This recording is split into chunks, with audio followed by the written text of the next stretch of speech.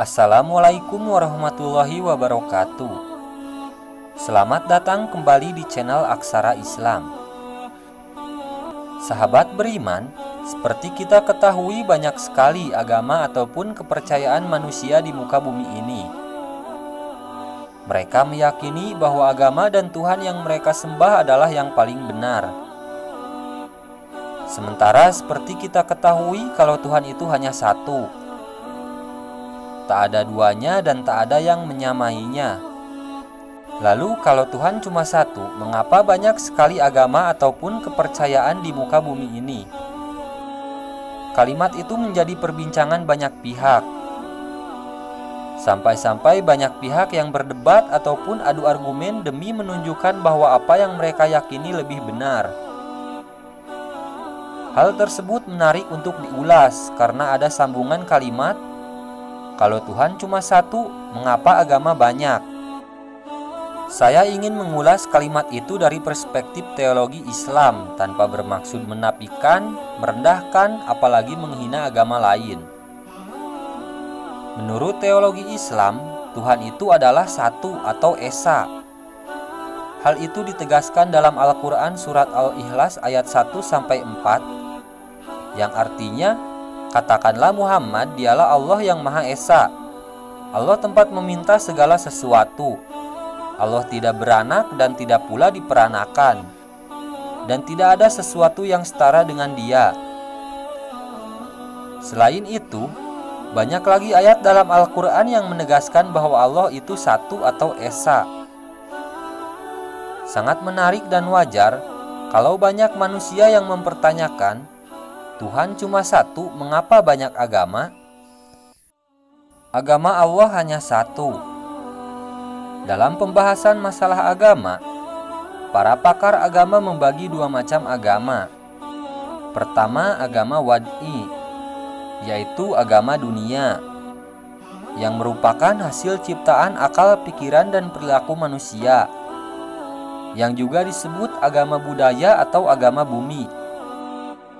Kedua, agama samawi, yaitu agama yang diturunkan oleh Allah kepada para nabi sejak Nabi Adam sampai Nabi Muhammad SAW sebagai nabi terakhir, penutup dari para nabi, Khatamul Anbiya.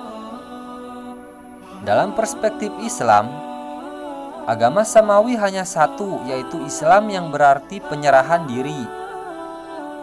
Dalam satu masa, setiap kaum, Allah utus seorang nabi untuk mengajak kaumnya supaya menyembah Tuhan yang satu, melakukan penyerahan diri kepada Tuhan dan tidak mempersekutukannya. Setiap kaum, Allah mengutus seorang nabi untuk mengajak kaumnya melakukan penyerahan diri hanya kepada Allah yang disebut dengan Islam. Nabi Ayub diutus mengajak kaum Sadun dan Bani Israel. Begitu pula Musa alaihissalam diutus oleh Allah untuk membebaskan Bani Israel dalam menghadapi penindasan bangsa Mesir. Begitu pula Nabi Isa diutus oleh Allah untuk kaum Bani Israel karena mereka dikenal sebagai kaum yang sombong dan berhati keras. Nabi yang telah diutus untuk mengajak kepada kaumnya beribadah, maka ketika Nabi itu meninggal dunia, maka akan digantikan dengan nabi berikutnya, syariat Islam. Singkat kata, setiap masa para nabi dan rasul diutus oleh Allah untuk mengajak kaumnya pada masa tertentu, dan semua nabi dan rasul mengajarkan ajaran Islam yang berisi penyerahan diri, tidak menyekutukan Tuhan. Penutup nabi. Nabi Muhammad SAW adalah penutup para nabi. Tidak ada lagi nabi sesudah Muhammad SAW.